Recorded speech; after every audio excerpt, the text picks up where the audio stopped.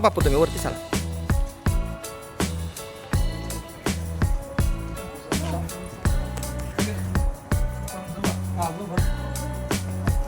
हे बघा, आपण आज आतमध्ये प्रवेश करतोय.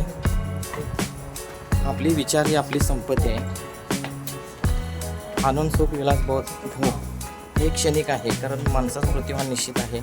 मिळालेल्या जीवनामध्ये आपण काही कर्तव्य करणे ही आपली जबाबदारी आहे.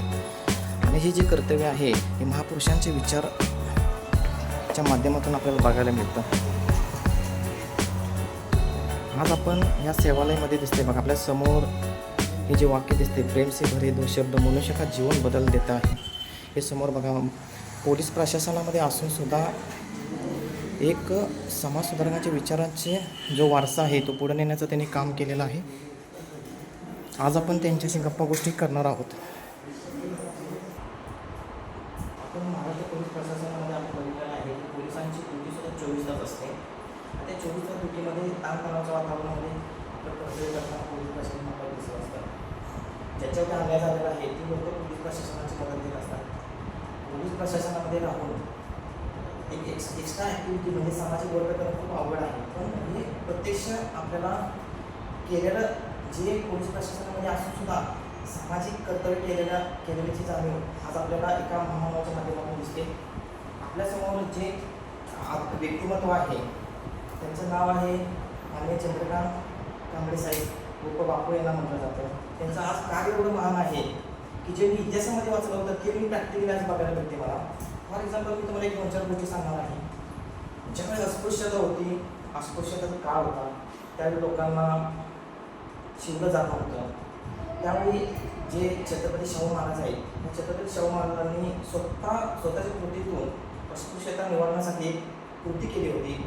समाजामध्ये त्या कृतीचं एवढं म्हणजे ती स्प्रेड झाली होती की कुठलीही कृती स्वतःपासून जेव्हा आपण करत नाही तोपर्यंत समाजामध्ये परिवर्तन होणं इम्पॉसिबल आहे, अशक्य आहे. हे छत्रपती शाहू महाराजांना माहीत होतं. म्हणून त्यांनी एक गंगाराम कांबळे नावाची व्यक्ती होते, त्यांना स्वतः हॉटेल काढून त्या हॉटेलमध्ये स्वतः चहा प्यायला ते स्वतः जायचे. आणि त्यावेळी त्या जे राजा होते त्यांना असं वाटायचं की जोपर्यंत आपण स्वतः काही करणार नाही तोपर्यंत परिवर्तन करणं अशक्य आहे. पण त्याला सुद्धा समाजामध्ये मोठ्या प्रमाणात विरोध हा पत्करावा लागला होता, कारण अस्पृश्याच्या घरी जाणं, हॉटेलमध्ये जाणं ही त्यावेळी वेगळ्या पद्धतीनं लोकांचा दृष्टिकोन होता. तसे दुसरी गोष्ट सांगतो तुम्हाला, ज्यावेळी मुलींना शिक्षण दिलं जात नव्हतं, मुली वंचित राहिल्या होत्या शिक्षणापासून, त्यावेळी महात्मा फुल्यांनी ठरवलं की मुलींना शिक्षण मिळणं गरजेचं आहे. कारण पूर्वीच्या काळामध्ये असं होतं की मुलगी म्हणजे चूल आणि मूल हेच त्यांचं काम आहे असं समजलं जायचं समाजामध्ये. पण परिवर्तन करण्यासाठी महात्मा फुल्यांनी ज्यावेळी पाऊल उचललं आणि 1848 मध्ये ज्यावेळी पुण्यामध्ये एक शाळा त्यांनी स्थापन केली मुलींसाठी, त्यावेळी शिक्षिका म्हणून त्यांनी स्वतःच्या पत्नीला तिथं नेमलं. त्यावेळी स्वतःची पत्नी जी जात असताना समाजामध्ये एवढ्या प्रमाणात त्यांना तुच्छ लेखलं जायचं, त्याच्यावरती शेण टाकलं जायचं, त्यांना शाब्दिक म्हणजे शब्दामध्ये त्यांचा अपमान केला जायचा. अशा परिस्थितीमध्ये त्यांनी मुलींच्यासाठी शिक्षणासाठी जीवापाड प्रयत्न करून आज त्यांच्या प्रयत्नामुळं मुलींना ते न्याय मिळालेला आहे. शिक्षणामध्ये बऱ्याच गोष्टी आहेत. पूर्वी कसं असायचं, ज्यावेळी महिला ज्यावेळी विधवा व्हायच्या त्यावेळी त्यांना पुन्हा लग्न करता येत नव्हतं. परंतु ह्या महिलांना पुन्हा लग्न करता यावं म्हणून अनेक समाज सुधारकांनी पुढे येऊन त्या महिलांना न्याय मिळवून देण्याचा प्रयत्न केलेला आहे. तसे दुसरी गोष्ट, सती प्रथा पण आपल्याला माहीत आहे, इतिहासामध्ये आपण वाचली होती. ज्यावेळी सती प्रथा होती, ज्यावेळी नवरा मेल्यानंतर ज्यावेळी स्त्रीला त्या जिद्देवरती ठेवलं जायचं, त्यावेळी त्याच्यामध्ये बदल करण्याचं काम प्रथम जे ज्यावेळी आपल्या भारतामध्ये ब्रिटिश होते त्यांच्या निदर्शनास आणून देण्याचं काम राजाराम मोहन यांनी केलं होतं. पण एवढा विरोध होता त्याला समाजाकडून की हे आपलं सामाजिक जी परंपरा चाललेली आहे याच्यामध्ये व्यत्यय आणलेला असं त्यांना समाजातील लोकांना वाटायचं. परंतु ती सती प्रथा बंद करण्यासाठी खूप त्यांना बोलणी खावी लागली होती. अशा पद्धतीनं समाजामध्ये परिवर्तन करणं गरजेचं आहे. दुसरी महत्त्वाची गोष्ट अशी आहे की आपली जी विचार क्षमता आहे ही आपली अनमोल संपत्ती आहे. कारण सुख आनंद विलास भोग हा क्षणिक आहे, कारण मृत्यू हा निश्चित आहे. आपल्यासमोर गौतम बुद्धांची मूर्ती दिसते. त्यांनी सुद्धा ज्यावेळी म्हणजे आयुष्य आरामपूर्ण जीवन त्यांना जगता आलं असतं, परंतु समाजाच्या दुःखमय जे जीवन आहे त्याला शांततेमध्ये कसं मिळवता येईल याच्यासाठी 21 वर्षे तपश्चर्या करून त्यांनी आपल्याला अष्टांग मार्गाच्या माध्यमातून किंवा त्यांचा जे उद्देश आहे त्या उद्देशातून लोकांना संदेश देण्याचं काम केलेलं आहे. नुसतं समाज सुधारकांचं वाचन करून आपल्याला आपण त्यांचं भाषण करून काही उपयोग नसतो. भाषण हे तात्पुरतं स्वरूपात असतं, परंतु ज्या लोकांना समाजामध्ये खरंच अन्न वस्त्र निवाऱ्याची गरज आहे, जी लोक खरंच 2 टायमाचं अन्न खाऊ शकत नाही, त्या लोकांच्यासाठी सुद्धा पूर्वी समाजामध्ये समाज सुधारकांनी कार्य केलेलं आहे. वेगवेगळ्या पद्धतीची सेवा सदन स्थापन करून लोकांना त्यांना आधार देण्याचा प्रयत्न केला होता. तसाच एक इतिहासामधला एक क्षण आज आपल्याला प्रत्यक्षरित्या मी या सेवालयामध्ये आल्यानंतर मला जाणवलेला आहे. आणि ह्या सेवालयामध्ये आल्यानंतर मी सगळं ऑब्झर्वेशन केलेलं आहे. तुम्हाला सगळ्या गोष्टी तुम्हाला मी व्हिडिओच्या माध्यमातून दाखवणार आहे, ह्या सेवालयामध्ये काय काय चालतं. मग तत्पूर्वी आपण जे महामानव आहेत, जे पोलीस प्रशासनामध्ये प्रदीर्घ काळ त्यांचा अनुभव आहे, आपण त्या प्रशासनाविषयी पण थोडी चर्चा करणार आहे. आणि त्या प्रशासनाकडून त्यांनी इकडे येण्याचा जो त्यांचा कल आहे तो कशा पद्धतीचा आहे आपण ते पण विचारणार आहे. नमस्कार, सायन्स पोस्ट अकॅडमीमध्ये आपलं स्वागत आहे. जय शिवराय, जय संविधान, जय भीम. आपलं कार्य एवढं महान आहे की खरंच मी तुमच्या कार्याला नतमस्तक आहे. मला पहिल्यांदा बापू तुमच्याकडून जाणून घ्यायचं आहे, ही जी सेवालय संकल्पना आहे ही तुमच्या डोक्यामध्ये कशी आली, या संकल्पनेविषयी आमच्या सगळ्या लोकांना, महाराष्ट्रातील सगळ्या लोकांना हे जाणून घ्यायचं आहे. थोडीशी आम्हाला याची माहिती द्या. प्रथमतः मी आपली क्षमा मागतो आणि आपण जो महामानव हा शब्द उल्लेख केला आहे, कृपया मी कोणी महामानव नाही आहे. मी एक सामान्य एका शेतकरी कुटुंबात जन्मलेला एक मुलगा आहे. दुःख, दैन्य, दारिद्र्य काय असतं हे मी जवळून पाहिले. माझे वडील गवंडी काम करायचे, माझी आई गृहिणी होती. आज दोघंही ती हयात नाही. वडील 95व्या वर्षी आणि आई 92व्या वर्षी कुठलाही त्रास न देता या जगातून निघून गेलेले. ॲक्च्युली खरं तर सांत सोबती सेवालय तथा माँ बाप का मंदिर हा वृद्धाश्रम आहे, परंतु वृद्धाश्रम हा शब्द मी जाणीवपूर्वक यामध्ये ठेवलेला नाही.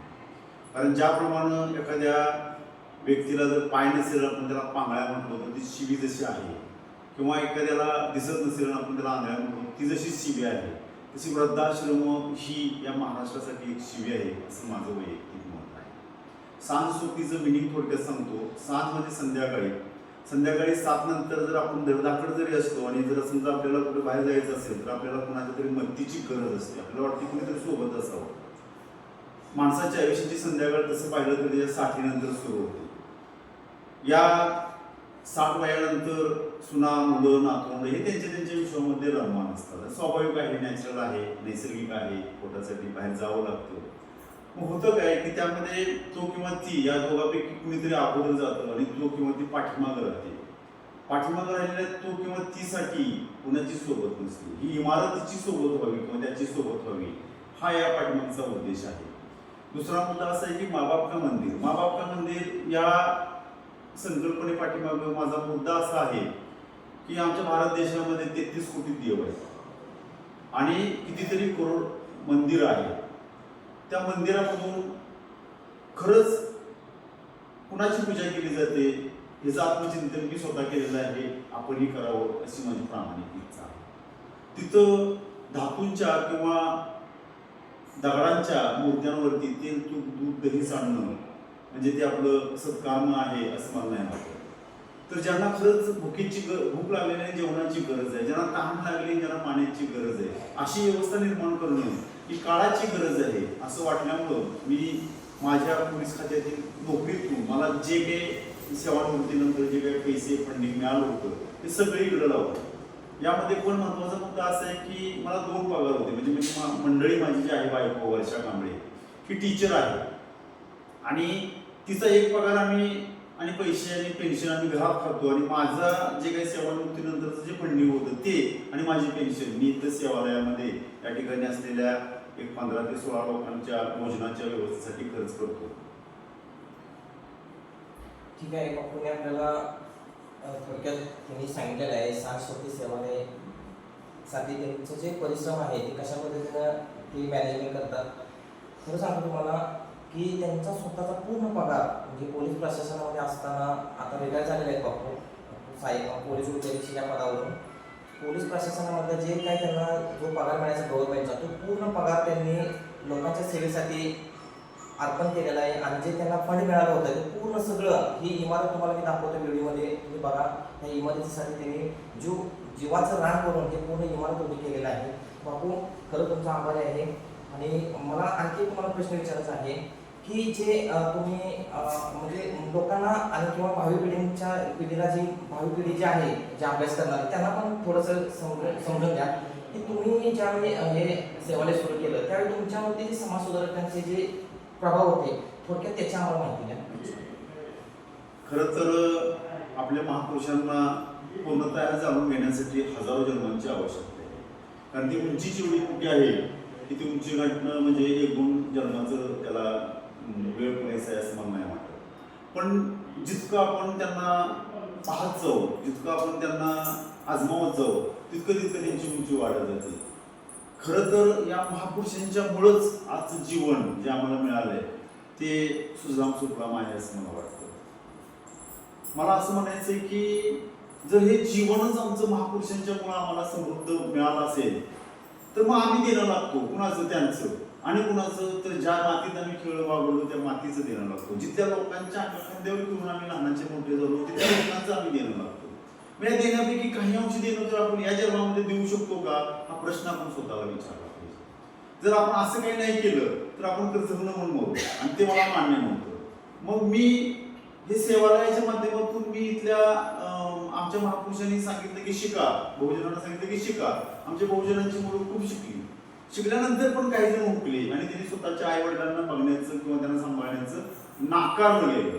मग मला असं वाटलं की चला या सध्याच्या जमान्यामध्ये या वृद्ध माता पित्यांना आपण सांभाळूया. कारण या खांद्यावरतीच कधीतरी एकेकाळी या देशाचा बोजा होता, त्यांनी तो समर्थपणे वाहिलाय आणि तेच खांदे आज मातीकडे झुकले गेले. कुणाची तरी कविता आहे, माझी नाही पण मला आवडली, मी त्यातले एक दोन शब्द सांगू इच्छितो. खरं तर आपल्याकडं आयुष्य किती आहे हे कोणालाच माहित नसतं, मात्र आपल्याकडे पैसे किती आहेत, संपत्ती किती आहेत सगळ्यांना माहित असतं. आम्हाला येण्याचे संकेत मिळतात 9 महिने अगोदर, परंतु जाण्याचे संकेत आम्हाला अजिबात मिळत नाही. 9 मिनिट सुद्धा समजत नाही. जर तसं असतं की चला आज तुम्हाला नोटीस आले, आता तुमचे ते दिवस संपले त्यांनी आवरा, तर फारच बिकट परिस्थिती झाली असती. अशा परिस्थितीमध्ये हजारो लोक जन्माला येतात आणि हजारो लोक निघून जातात रोजच्या रोज. इतिहासानं आमच्या येण्याची आणि जाण्याची कुठंतरी नोंद घ्यायला पाहिजे असं वाटत असेल तर नवीन पिढीला माझं हे सांगणं आहे की जर तुमच्या दारामध्ये फुलांची बाग भरून आली असेल तर त्याची 4 फुलं तुम्ही कुणाला तरी द्या, मित्रांना द्या, त्यांना गरज आहे त्यांना द्या. तुमच्या दारामध्ये जर आभाळ भरून आला असेल तर ओंजळभर पाणी द्या. तुमचे सूर जुळून आले असतील तर 2 गाणी कोणासाठी तर गा. आणि तुमची उंची आभाळा एवढी वाढली असेल जर तर तसेच वर बघू नका, तुम्ही खाली पहा. जर समजा खाली पडला असेल कोणी मातीत मिसळत असेल तर त्याला वर उचलून द्या. इतकंच मला या निमित्तानं माझ्या येणाऱ्या भावी पिढीला सांगायचं. धन्यवाद बापू, तुम्ही माहिती दिल्याबद्दल. अजून आपण प्रश्न विचारणार आहे. पोलीस प्रशासनामध्ये असताना हे कार्य त्यांनी ज्यावेळी कार्याला सुरुवात केली होती त्यावेळी त्यांना कोणत्या अडचणी आलेल्या आहेत त्या आपण त्यांच्याकडून जाणून घेऊया. तर समाज सुधारकांचं कार्य प्रत्यक्षरित्या आपल्याला ज्या बघता आलं नाही, इतिहासामध्ये आपण वाचतो ते प्रॅक्टिकली आपल्याला एका या सेवा सदनाच्या रोट्यामधून आपल्याला बघायला मिळते. हे साम्राज्य उभं करत असताना त्यांना खूप अडचणी आलेल्या आहेत. प्रशासकीयमध्ये असताना हे साम्राज्य उभं करणं एवढं सोपं नसते. पोलीस प्रशासनामध्ये असून हे त्यांनी कार्य केलं याच्या मागे सुद्धा समाजाकडून तीव्र विरोध त्यांना होता. काही गोष्टींना त्यांना सामोरं जायला लागलं होतं. बापा आम्हाला एक सांगा, तुम्हाला हे तुम्ही ज्यावेळी तुम्ही सेवालय चालू केलं त्यावेळी तुम्ही सेवालयाला लोकांना चालू केलं त्यावेळी तुम्हाला कोणत्या अडचणी आल्या होत्या का? त्या अडचणी आल्या असतील तर त्याला तुम्ही कशा पद्धतीने फेस केलं होतं? तसं तर सांज सोबती सेवालय म्हणजे वृद्धाश्रमाची निर्मिती करत असताना आणि सुरू करत असताना मला तशा काही फारशा अडचणी आल्या नाहीत. कारण हे मी माझ्या वैयक्तिक फंडिंगमधून केलेलं आहे. पण यापूर्वी 10 वर्षापूर्वी याच्या अगोदर आम्ही एक लोकवर्गणी श्रमदानातून येणाऱ्या युवकांना अभ्यासासाठी शिक्षण आणि संस्कार एका ठिकाणी मिळावेत म्हणून आम्ही एक इमारत उभी केली जी 25 लाख रुपये लोकवर्गणी आणि श्रमदानातून उभी केलेली आहे. त्या इमारतीच्या कमिटीमधील माझे मित्र निवास पवार साहेब या ठिकाणी उपस्थित आहेत, अतुल पवार साहेब या ठिकाणी उपस्थित आहेत. आम्ही ती इमारत ज्या वेळेला बांधून पूर्ण करायचा संकल्प ज्या वेळेला घेतला त्यावेळेला खूप अडचणी आल्या. आमचे समाज बांधव आम्हाला विरोध करत होते, पण आम्ही धीर खचलो नाही. आम्ही कामाला सुरुवात केली, काम पुढं जायला लागलं. मग जे लोक विरोध करत होते ते आमच्या सामील झाले. ऍक्च्युली खरं सांगायचं तर त्यामध्ये खुटीनाटी अर्ज करून आमच्या चौकशा सुद्धा लावलेल्या आहेत लोकांनी. पण आम्ही कधी ज्या लोकांनी हे काम केलं हे आमच्या लक्षात आल्यानंतर सुद्धा आम्ही त्यांना दुखवलं. आम्ही त्यांच्याच खांद्यावरती हात ठेवून उर्वरित जे काही अभ्यासिका वाचनाचं काम होतं ते आम्ही पूर्ण केलेले. आज त्या ठिकाणी भरपूर मुली अभ्यास करतायत आणि समाधान वाटतं. त्या ठिकाणी MPSC UPSCची सगळी पुस्तकं आहेत आणि मेडिटेशन हॉल म्हणून आम्ही बुद्धविहाराचा वापर करतो की ज्यामध्ये AC आहे. आपल्याला सांगितलेलं आहे जे अभ्यासिका आहे किंवा बुद्धविहार आहे हे मी तुम्हाला व्हिडिओमध्ये दाखवणार आहे. प्रत्यक्ष आपण तिथे जाऊन त्याला व्हिजिट देणार आहे आणि अतिशय चांगल्या पद्धतीने हे त्यांचं काम आपल्याला दिसते. दुसरी गोष्ट अशी आहे की सेवालयमध्ये जो त्यांचा स्टाफ आहे त्या स्टाफ बरोबर पण आपण चर्चा करणार आहोत. दुसरा एक प्रश्न मला तुमच्याकडून जाणून घ्यायचा आहे की जे आता सेवालयामध्ये जी लोक आहेत त्यांच्यासाठीची जी व्यवस्था तुमच्या सेवालयामध्ये असते ती कशा पद्धतीची असते, दिनचर्या कशी असते किंवा जे तुम्ही आता त्यांना आहार वगैरे देत आहे त्याच्या संदर्भात आम्हाला तुमच्याकडून ऐकून घ्यायची इच्छा आहे. सकाळी 6-6:30ला त्या सर्व लोकांना उठवलं जातं.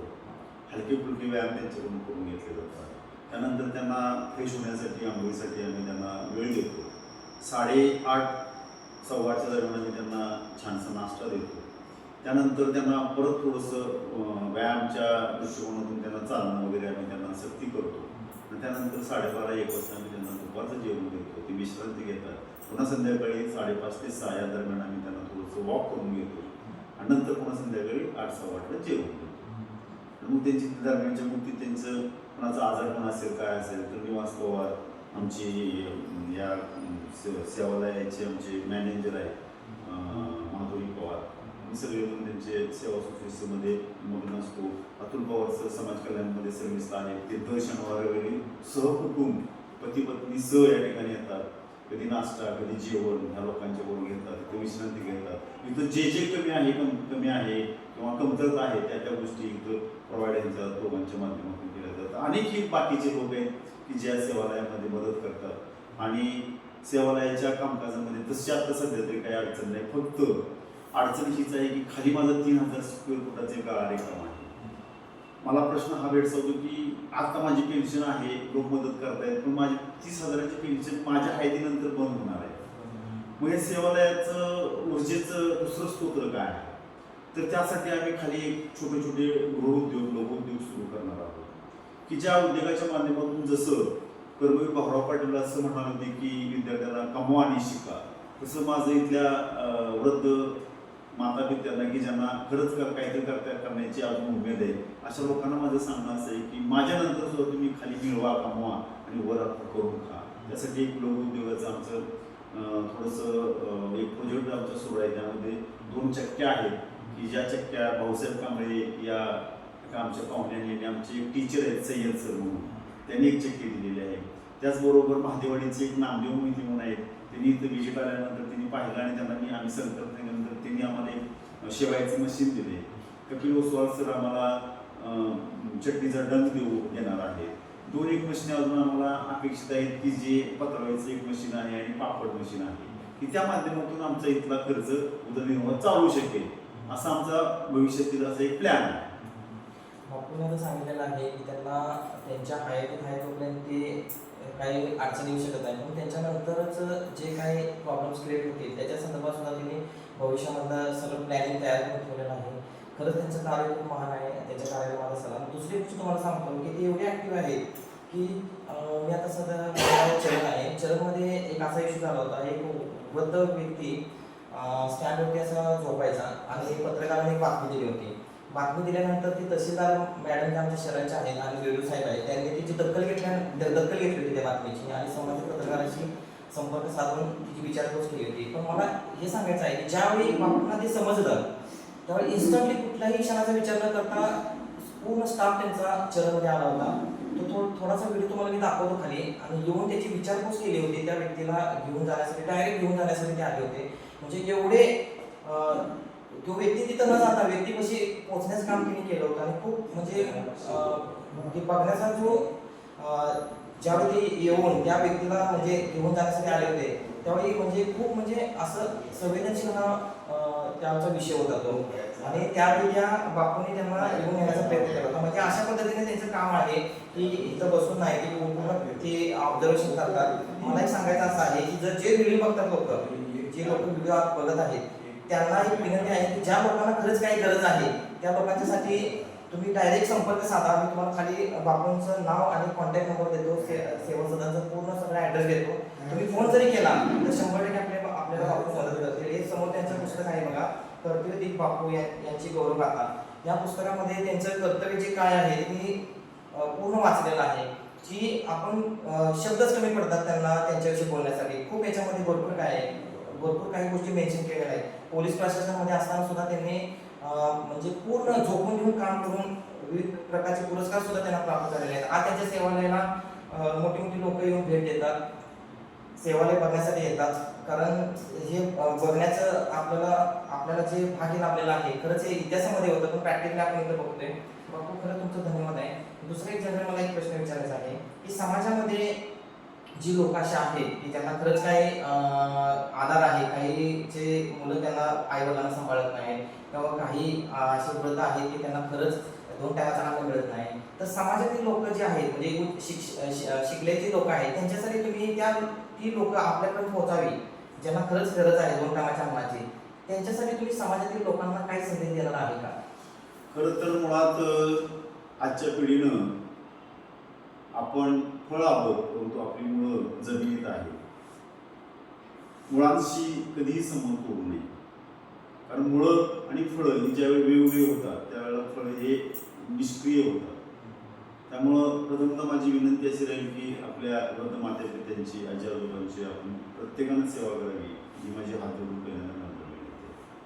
तरी परंतु समजा काही मुलं कुटुंब असतीलच आणि त्यांच्या आईवडिलांना राहण्याची आणि जेवणाची निवासाची व्यवस्था नसेल तर सामाजिक कार्य करणाऱ्या कोण्याही कार्यकर्त्यानं किंवा संबंधितांना माझ्या नंबरवरती संपर्क साधावा. या ठिकाणी त्याच्या राहण्याची आणि जेवणाची छानशी व्यवस्था केली जाईल. कारण माझा संकल्पच हा आहे की ज्या व्रताची सकाळ प्रफुल्लित जशी होती तशीच ती संध्याकाळ सुद्धा प्रफुल्लित असायला पाहिजे असा माझा अट्टहास आहे. ठीक आहे.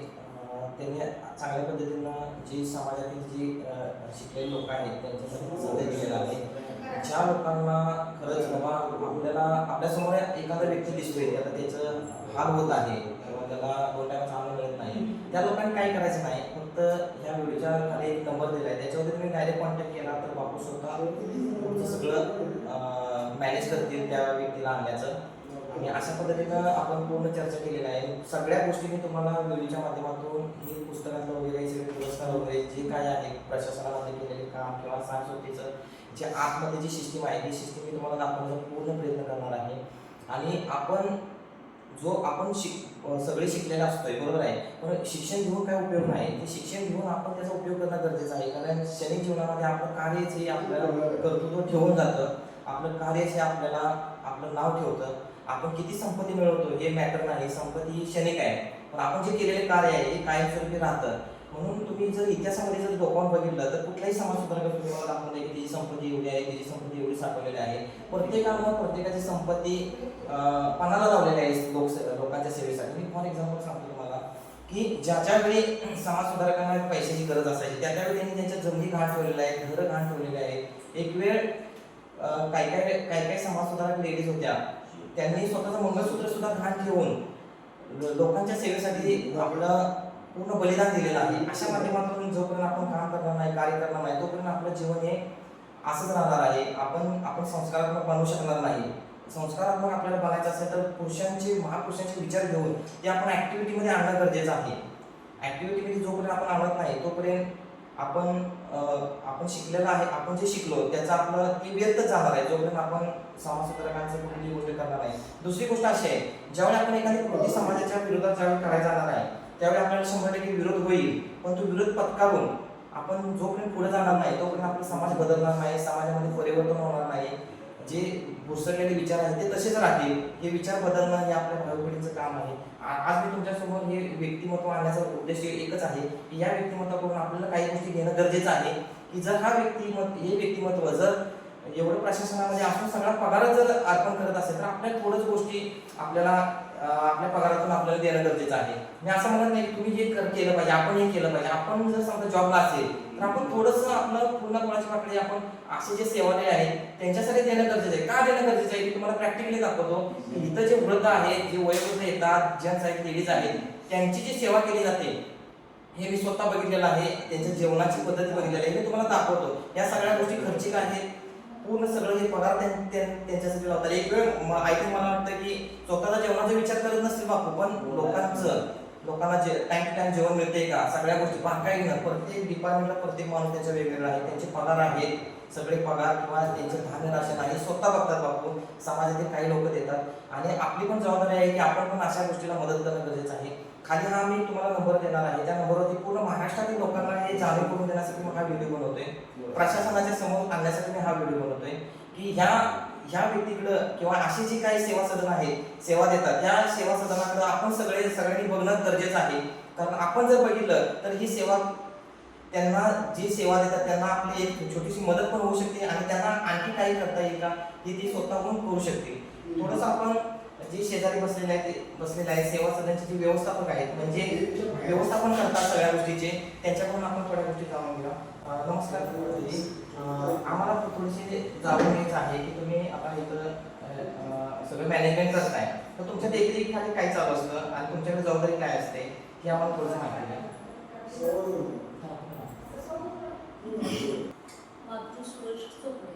तुम्ही आता सगळ्या कोणत्या पदावर काम करता इथं सेवालयामध्ये?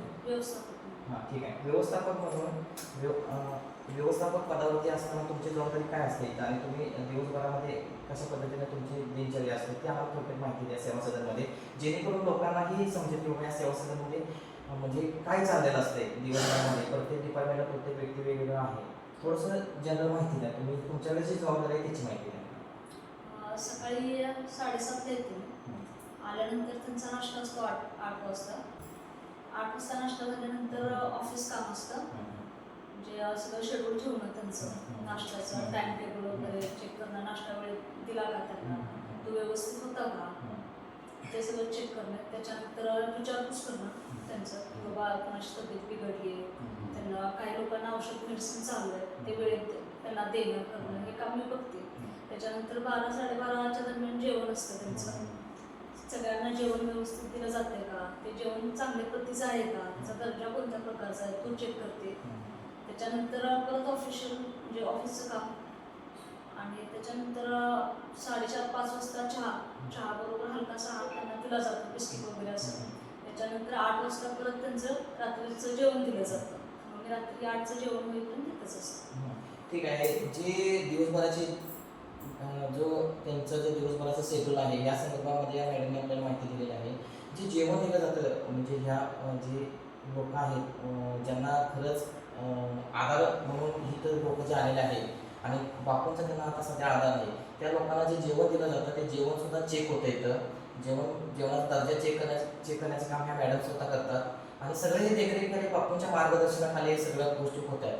मला मॅडम आणखी विचारायचं आहे की तुम्ही आता इथे काम करताय, बापूंच्या कार्यप्रणालीबद्दल तुम्ही थोडंसं 4 शब्द बोलावं.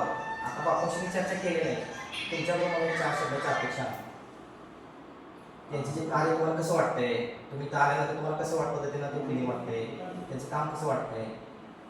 काम तसं अविश्वसनीयच आहे, काम चांगल्या प्रतीचं काम आहे. कारण आजकाल तसं बघायला गेलं तर स्वतःच्या आई वडिलांना मुलं सांभाळतं, पण बाबा दुसऱ्याच्या आई वडिलांना फक्त आपला आई वडील न म्हणता हे आपल्या आई वडील नंतर ते म्हणजे त्यांची काळजी घेणं, त्यांना जेवण देणं वगैरे, म्हणजे सगळ्या आई वडिलांसुद्धा कोण एवढं करणार नाही जेवढं बापू करतात. म्हणजे आल्यानंतर त्यांच्याशी बोलणं, गप्पा गोष्टी करणं, अगदी हसत खेळत वातावरण असतं, मोकळं वातावरण असतं आणि वेळ पण बापू भरपूर देतात त्या लोकांना. म्हणजे चांगलं आहे, शब्दात सांगू शकत नाही एवढं म्हणजे चांगलं काम. ठीक आहे. आपल्याला मॅडमने थोडक्यात माहिती दिलेली आहे. आपण जी बाहेर जे वृद्धाश्रममध्ये जे लोक आहेत किंवा सेवालयामध्ये जे लोक आहेत त्यांच्याशी पण आपण डिस्कस करणार आहोत. आणि आता आपल्या शेजारी बापूच्या शेजारी जे व्यक्ती आहेत त्यांच्याशी सर तुमचं नाव सांगा. मी निवास पवार. मी इथे माबाप तथा सांस्कृतिक सेवालयामध्ये मी सेवक म्हणूनच मी इथे काम करत असतो. मी कुठली म्हणजे जिम्मेदारी असं जसं की बापू संस्थापक आहेत त्या मॅडमने आता मॅनेजर म्हणून किंवा व्यवस्थापक म्हणून त्यांनी सांगितलं, मी इथे सेवक म्हणून मी कार्यरत असतो. जे पडेल ते काम मी करत असतो. जिथं कमी तिथं मी असतो. म्हणजे कोणत्याही ठिकाणी एखाद्या पेशंटला जरी समजा दवाखान्यात घेऊन जायचं असेल, काय प्रॉब्लेम झाला असेल, सकाळी असेल संध्याकाळी असेल, बापू आणि मी त्यांना गाडीवरून घेऊन आम्ही त्या दवाखान्यामध्ये त्याला घेऊन जातो. त्याची शुश्रूषा केली जाते इथे आणि त्यानंतर मग त्याला इकडे आणलं जातं. त्याला वेळेवरती गोळ्याचं बघितलं जातं. त्याच्या गोळ्या संपलीत किंवा नाही याची चौकशी करून त्यांना मेडिकलसुद्धा औषधं पण इथे आणली जातात. तर त्या पद्धतीत आम्ही इथं माझं काम चालू असते. खाली जर तुम्ही बघितलं तर खाली एक बापूंनी एक जसं कर्मवीर भाऊराव पाटील यांनी जसं कॉलेजमध्ये विद्यार्थ्यांना किंवा त्यांच्या शिक्षण संस्थेचं एक ब्रीदवाक्य आहे की कमवा आणि शिका, तसं बापूंनी सुद्धा एक संकल्पना त्यांच्या डोक्यामध्ये आहे आणि ती संकल्पना त्यांनी त्यात उतरवण्याचा थोडा लोकांच्या सहभागातूनच ते कार्य खाली चालू आहे. त्यामध्ये जसं की बापूंनी सांगितलं की 2 चक्क्या दिलेल्या आहेत, एक शेवयाची मशीन दिलेली आहे आणि त्याचा आणि संकल्प असा आहे की अजून काहीतरी अजून मशिनरी घ्यायची, कापड मशीन असेल किंवा द्रोण पत्रवळ्याची मशीन असेल. तर त्या पद्धतीत उद्योग वाढवून या इथल्या लोकांना बापूंच्या पश्चात त्यांना काही प्रॉब्लेम होऊ नये किंवा त्यांना उदरनिर्वाहासाठी अडचणी होऊ नये किंवा हा सेवालय बंद पडू नये, त्यासाठी बापूंची ती एक संकल्पना आहे की त्या सेवालयामध्ये जे काही आश्रय इथं आले आहेत, जे काही या मंदिरामध्ये आहे, तर त्या लोकांना पुढं भविष्यात अडचण काही येऊ नये आणि त्यांनी जसं ज्याला शक्य आहे तसं त्यांनी ते काम करावं आणि तिथून ते थोडं उत्पन्न मिळवून ते आपल्या सेवालयासाठी त्याचा वापर व्हावा. जणू काही त्यांना 1-2 टाईमची चटणी भाकर किंवा जे काही असेल त्याच्या उत्पन्नातून ते त्यांना मिळेल अशा पद्धतीने आपण ते खाली काम चालू केलेलं आहे. त्यामध्ये मी पण सहभागी असतो. तिथं 2 चक्क्या असतात, तर ते चक्क्या चालवण्याचं काम मी करतो जेणेकरून बाहेर आमच्या सेवालयाचं पण दळतो आणि बाहेरच्या लोकांचं पण मी दळून देत असतो की जेणेकरून बाहेरचे 4 रुपये आले तर आम्हाला इथे आमच्या सेवालयासाठी त्याची मदत होते. त्यामुळे तिथे सेवक म्हणून मी सध्या इथे काम करतो. आता आपल्याला थोडक्यात किती माहिती दिलेली आहे. सेवक म्हणून त्यांचं जे काम आहे त्यांनी ते सांगितलेलं आहे आणि बऱ्याच लोकांनी मला चॅनलमध्ये विचारलेलं आहे की हा व्हिडिओ कुठला आहे, व्हिडिओ कुठला आहे. एक व्हिडिओ ठेवला होता सांस्कृतीचा की हा पूर्ण संपूर्ण व्हिडिओ. तर हा व्हिडिओ पेडमध्ये सांस्कृतिक सेवालयाचा हा व्हिडिओ आहे आणि तुम्ही स्वतः येऊन बघा इथं प्रॅक्टिकली काय चाललेलं आहे. कारण जोपर्यंत तुम्ही स्वतः इथं बघणार नाही, तुम्ही अनुभव घेणार नाही, तोपर्यंत तुम्हाला समजणार नाही कार्य म्हणजे काय असतंय.